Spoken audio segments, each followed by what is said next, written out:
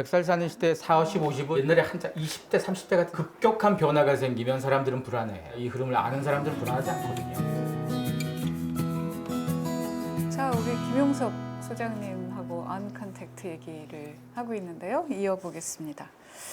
사실 이제 이 성어지수 채널을 보시는 여러분들께 어떤 얘기를 또 이번에는 들려드리면 좋을까 하다가 우리 김 소장님을 모신 것이 이제 40 넘고 이제 중년 이렇게 되면 아무래도 세상에 이렇게 막 빠르게 돌아가는 거를 이렇게 그러니까 아는 게 그렇게 쉽지 않아요. 게다가 이제 조직에 속해서 일을 하고 이러면 꼭 그 본인의 노력이 아니더라도 강제적으로라도 하게 되는 수가 있는데 이제 그렇지 않을 경우에는 트렌드를 그때그때 감지한다는 게 참 쉽지 않아요. 근데 아셔야 적응도 하고 뒤떨어지지 않는다. 그래서 이제 오늘 이 자리를 마련했습니다. 그 소장님이 이 책을 쓰신 것도 맥이 닿지 않나요? 네. 사실은 저는 40, 50이란 나이를 너무 많다고 생각하지 마세요. 사실 이 나이가 변화에 눈 어둡고 변화가 두렵고 이럴 나이는 안 돼요, 사실은. 한 80, 90은 그래도 돼요. 근데 40, 50이 그렇다고 하면 그건 너무 무책임한 거예요. 왜냐하면 우리가 적어도 100살 사는 시대인데. 그러게요. 아직 100살 사는 시대에 40, 50, 50은 진짜 옛날에 한참 20대, 30대 같은 느낌이잖아요. 그래서 변화가 생길 때마다 변화에 겁만 안 먹으면 돼요. 맞아요. 겁을 자꾸 먹다 보면 내가 저 변화를 안 따라가야 될 이유만 자꾸 찾아요. 겁을 안 먹으면 따라갈 이유를 자꾸 찾거든요. 사실 이 책을 쓰게 된 이유가 딱 하나예요. 급격한 변화가 생기면 사람들은 불안해해요. 근데 사실 뭐 미리 대비된 사람들이나 이 흐름을 아는 사람들은 불안하지 않거든요. 갑자기 나온 게 아니니까. 네. 근데 갑자기 이 불안감을 겪는 사람들에게는 실체를 좀 보여줘야지. 갑작스러운 일이 아니고 진행되던 방향이었다. 잠깐 속도가 빨라질 뿐이지 너무 놀라지 마라. 네. 이 실체는 이 방향이고 우리가 그 네. 속에서 어떻게 살아갈 거다를 보여주는 게 덜 불안할 것 같다는 사실은 쓴 책이거든요. 그러니까 변화라는 게 항상 이제 그 실체가 잡히질 않으니까 그러니까 이제 두려워하기 마련인데 알고 나면 뭔가가 올 때 훨씬 좀 견딜만해지는 거잖아요. 그리고 또 하나는 이제 기업들이 다 얘기하는 게 혁신 이렇게 얘기를 하는데 혁신이라는 게 꼭 기업이나 조직만 하는 게 아니라 우리가 그 100년 가까운 인생을 사는 우리들에게도 꼭 필요한 게 혁신이야. 그러려고 그러면 뭐가 새로운 건지, 이 새로운 것이 나에게 뭘 또 가지고 올 건지를 아셔야 되는데 집에서 자녀들에게 야 이거 뭐냐 이렇게 물어보시기 이렇게 물어보시면 얘기 잘 해줍니까? 그것도 몰라? 그렇죠. 그것도 몰라. 예. 그래서 이제 오늘 얘기를 좀 들어보시고 흥미와 관심이 생기셨으니까 책도 보시고 그리고 이거 지금 나온 지 얼마 안 된 책인데 베스트셀러예요. 그 책도 보시고 또 한번 자료도 좀 찾아보시고 그러면 좋을 것 같아요. 아 근데 이제 놀라운 게요. 네. 우리가 이 언컨택트 얘기를 본격적으로 하기 시작한 게 이게 이제 팬데믹이 막 벌어지면서잖아요. 근데 책이 4월 20일 날 나왔어요. 그럼 이거 책을 준비하는 시간만 해도 꽤 걸릴 건데 그러면 미리 이렇게 예견을 하고 다 내다보고 써놨다? 인가요? 사실 언컨택트 사회가 가는 건 이미 20년 전부터 가던 네. 방향으로 알고 있던 거였었어요. 네. 미리 준비한 사람들은 20년 전부터 준비했고요. 좀 네. 늦어도 10년. 그렇군요. 그냥 일반 독자의 시선으로 보자면 되게 빨리 썼다라고 느껴지겠지만 그렇죠. 네. 전문가의 시각으로 봤을 때는 이미 준비된 흐름에 대한 해석이니까 네. 적당한 시기에 나왔다라고 보는 게 맞죠. 그리고 또 하나 이제 저는 그렇게 생각해요. 트렌드라는 게 우리 대부분의 사람들에게 이게 트렌드래. 그럼 어떻게 하지? 우리 어떻게 쫓아가지? 라는 게 이제 즉각적인 반응인데 실은 이 변화나 트렌드를 우리가 알고자 하는 것은 그거보다 내가 준비하고 계획하기 위해서라고 생각합니다. 그러니까 여러분들 알아두시면 이제 좋을 것 같아요. 그리고 또 한 가지 더 첨언하면 트렌드라고 하면 사람들이 물건 사는 걸 자꾸 떠올려요. 맞아요. 뭘 새로운 걸 살 건가. 근데 그거 안 해도 돼요. 소비 트렌드 몰라도 우리 안 죽어요. 기업이 죽어요 그냥. 그렇죠. 근데 우리가 세상 돌아가는 트렌드를 모르면 우리가 죽어요. 아니 우리에게 어떤 직업을 가졌으면 좋겠지 조언도 못 해주고요. 내가 어디에 투자할지도 모르고요. 내가 집을 어디 살지도 몰라요. 맞아요. 우리가 어떤 삶의 방향을 가질지에 대한 부분들은 사회의 변화, 산업의 변화, 기술의 변화, 그리고 라이프스타일의 변화 이걸 이해해서 나오는 거거든요. 근데 이건 우리는 전혀 관심 없고 소비만 관심 가져요. 기업이 얼마나 고마운 줄 아세요? 한국의 소비자가 알아서 소비 공부를 해주니까 물건 팔기가 너무 쉬운 거잖아요. 이제 우리가 트렌드라는 걸 머릿속에 들어올 때도요. 물건 사는 트렌드 말고 이런 변화에 대한 관심을 미리미리 좀 가져둔다면 그러니까. 그러면 산업과 사회의 변화는 두렵지 않아요. 네. 뭐 반복이 될 수도 있는데 저는 이런 트렌드를 꼭 무슨 직장인들, 뭐 마케팅이나 비즈니스 하는 분들만 필요로 한다고 생각하지 않아요. 그래서 저희 책방이 이제 어디 다른 기업하고 이제 코워크로 큐레이션도 하고 뭐 이런 이제 책 공간이 있어요. 근데 거기다가도 주로 오시는 분들이 엄마들, 주부들인데 저희가 한 섹션을 뭘 했냐면 두 개, 세 개를 경제 경영 이야기, 요새 브랜딩 또 트렌드 이야기, 마케팅 이야기 제가 이런 걸 일부러 넣었어요. IT 기술은 지금 어디로 가고 있는지 왜 아셔라. 본인을 위해서도 그렇고 아이들하고 얘기할 때 무시당하지 않아야 되고 그리고 아이들 교육에 관심이 많으시잖아요. 지금 얘기하신 것처럼 내가 얘를 꼭 의대만 보내야 되는 건지 이런 판단을 위해서도 좀 아시는 게 중요하겠다고 생각했습니다. 그렇죠. 사실 우리는 보통 우리 윗세대 말 듣고 갔었거든요. 근데 우리 윗세대와 우리까지는 변화가 그렇게 빠르지 않았어요. 그러게요. 우리 윗윗세대도 마찬가지 변화가 빠르지 않았어요. 근데 지금 살면서 느끼잖아요. 1년, 2년이 무섭게 굉장히 빨라진다는 거. 근데 이 빨라지는 세상에서 우리 다음 세대한테 내가 알던 그 옛날 얘기를 해줬다가 나중에 어떤 원망을 살려고 그래요. 그래서 사실 변화에 대한 부분, 경제 경영에 대한 부분들은 뭐 특정 관련되는 직업 사람들의 정보가 아니고 이 시대를 살아가는 사람들의 기본적인 정보가 돼서. 네, 동의합니다. 여러분도 그러시죠? 네. 자, 아까 이제 그 얘기 잠깐 이제 이어보면요. 하여튼 이 언컨택트의 뚜렷한 이제 현상으로 나타난 게 재택근무, 회사에 가지 않는다. 집에서 일한다. 이제 이거잖아요. 그런데 그것이 꼭 우선은 일터에서 일어난 변화인데 집에서 일을 하다 보니까 가족들에게도 그 영향이 가잖아요. 그래서 왜 이렇게 맨날 늦게 들어와 이랬는데 이제 안 나가니까 하루 세끼 식사 준비해야 되고 치우면 돌아서면 또 이러면서 일과 가정 생활에 경계가 없어지는 그런 게다가 이제 늘 아침에 눈 뜨면 다 뿔뿔이 흩어졌는데 이제 한 공간에 같이 막 복닥거리다 보니까 일터에서의 재택근무가 가정에 몰고 온 변화도 굉장히 많은 것 같아요. 그 얘기 좀. 사실 우리가 아직 해본 지 얼마 안 됐어요. 아직 적응이 안 돼서 네. 초기에 겪는 문제들이 그런 거예요. 그냥 회사 가는 게 낫겠다. 집에 있으면 더 막 신경 쓰이고 복잡하다. 네. 하루 종일 일하는 것 같다. 이건 네. 그 환경에 적응이 안 돼서 그런 건 거고요. 네. 왜? 이제 해봤으니까. 아하. 엘빈 토플러가 1980년에 쓴 제3의 물결에서 그 옛날에 재택근무 미래 다 한다고 얘기했거든요. 1980년 쓴 책이 진짜 현실에 딱 맞아떨어졌어요. 그래서 이미 20세기 말 21세기 초반 미국 유럽에서 많이 했어요. 근데 우리는 어떤가요? 우리 안 했어요. 우리가 전 세계에서 재택근무 원격 근무 안 하기로 굉장히 유명한 나라예요. 왜 안 했을까요? IT며 뭐 이게 다 돼 있는데도 인프라도 좋은데 네. 왜 안 했을까요? 네. 나이 많고 직급 높은 권위 있는 사람들이 일의 주도권을 갖고 가려면 그 방법밖에 없어요. 사실 수많은 기업들이 그 변화를 하려고 했었거든요. 네. 못했어요, 잘. 저항 때문에 못했어요. 네. 우리는 회사의 미래보다 더 중요한 건 내 밥그릇이죠. 근데 내 밥그릇을 챙기다가 회사의 미래를 해치는 경우가 굉장히 많았거든요. 근데 이번에는 팬데믹 때문에 강제로 어쩔 수 없이 다들 재택과 원격을 해봤어요. 네. 해보니까 느꼈어요. 이래도 일이 되는구나. 네. 그 전까지는 사실 일이 안 된다고 생각해서 안 시켰고 무조건 같이 밥 먹어야 되고 같이 회식도 해야 된다고 생각했는데 요즘 구내 식당도 다 칸막이 막아서 뚫고 회식도 안 하고 이래도 일이 잘 돼요. 이제까지 우리의 관성에선 무조건 뭉쳐야 일이 된다고 했던 그러니까 더 좋은 답이 있음에도 불구하고 사람들은 익숙한 답을 자꾸 찾잖아요. 재택근무에 대해서 이번에 경험한 건 익숙하진 않더라도 그게 좀 더 좋은 답이 될 수 있을 경험을 해볼 만하다. 네. 또 이런 예를 하나 들어주시는데 미국의 오토매틱이라는 회사, 이 회사는 오래전부터 원격 근무를 해온 회사예요. 예. 이 회사가 한 1200명 정도 직원이 있는데 전 세계 70여 개국에 흩어져 있어요. 네. 글로벌 기업인데요. 본사 사무실도 없어요.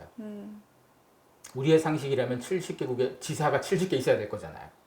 그 사무실이 없어요. 모든 직원들은 각자가 선택해요. 나는 공유 오피스가 좋은지, 나는 카페가 좋은지, 나는 집이 좋은지. 각자가 원하는 데다가 돈을 대줘요. 나는 카페가 좋아. 커피값 대줘요. 아하. 거기서 각자 일하고 그들은 뭘 보느냐? 출퇴근을 보는 게 아니고요. 결과만 봐요. 일은 성과로 얘기하는 거잖아요. 그렇죠. 5분 지각 이게 뭔 의미가 있어요. 칼출근해도 일 못하는 사람도 있잖아요. 그리고 더 놀라운 건 이 회사가 채용도 원격으로 해요. 보지도 않고 그냥 보지도 화상으로 뭐 하던 화상도 안 해요. 어허. 이 회사는 텍스트로 채팅해요. 아. 놀라운 게 채용 과정이 5개월이에요. 뽑는데 5개월 걸려요. 면접 보고 막 서류하고 난 다음에 일을 시켜봐요. 돈 주고 일을 시켜야 대신. 돈 주고 일을 시킨 다음에 그걸 나중에 최종적으로 CEO가 평가해서 채팅을 하는데 그 회사는 뭐 하는 회사? 소프트웨어 만드는 회사예요. 소프트웨어. 왜 화상 회의도 안 하고 채팅하냐 이게 궁금하잖아요. 네. 화상으로 보면 인종, 성별에 대한 아하. 선입견이 생겨요. 그걸 다 걷어내고 일만 잘하는 사람 뽑는 거예요. 오케이. 놀란 건 이 회사가 돈을 잘 벌어요. 그렇게 하니까. 지난 4년간 이 회사의 고객도 2배가 늘었고 네. 기업 가치 3배쯤 늘었고요. 우리는 무조건 만나야 일 된다고 했는데 전혀 안 만나도 돈 잘 버는 이렇게 회사가 있는 훌륭하게 거잖아요. 되는구나. 그래서 이런 기업들이 자꾸 재택과 원격근무 모두가 할 수는 없더라도 그거에 하기 좀 더 좋은 기업과 직업들을 자꾸 가려내 주겠죠. 그래서 우리의 관점에서 무조건 다 안 돼 이게 아니고 그거 해도 생산성이 더 좋은 데는 좀 하고 네. 직접 만나서 할 건 좀 하고 이걸 좀 나눠야 되는데 우리가 그걸 안 했다 이거죠. 네. 근데 그러면 그게 직원의 입장에서도 이제 그 IT 쪽에 능숙해야 될 거고, 그리고 또 하나는 우선적으로 보이는 게 뭐 예를 들면 아주 상급자와 중간 관리자와 이제 실무자가 이렇게 있다면 보통 그렇게 돼 있잖아요, 조직이. 중간 관리자의 역할이 참 애매해지겠다. 아 그리고 우리의 관성이 상급자 중간 이런 얘기 하잖아요. 이게 또 옛날 방식이에요. 그러니까. 사람이 사람을 관리할 필요가 없어요 이제는. 그러니까요. 일을 어떻게 하면 그 성과를 다 데이터로 다 확인할 수 있다 보니까 사람이 사람을 관리해야 될 시대 때 만들어진 문화가 사무실 배치거든요. 그렇죠. 테일러리즘이 1904년이니까 한 115년 전 얘기예요. 이미 그 옛날에 공간 내에 빼곡히 줄 세워서 앉혀놓고 그러게요. 그래야지 많이 앉잖아요. 그리고 부장이 딱 일어서면 모두가 다 보여요. 누가 노는지 일하는지. 이걸 1980년대까지 했어요 우리가. 80년 이후부터 칸막이 만들고 컴퓨터 들어오고 이러면 좀 달라졌잖아요. 개인화시키고. 사실 이런 변화도 그렇죠. 우리가 삶이 바뀐 거고 사회가 바뀐 거예요. 근데 과거에는 무조건 사람이 통제할 방법밖에 없다 보니까 그 방법을 썼고 회사에서도 관리자 쪽이 있었잖아요. 지금 관리자가 의미가 없어요.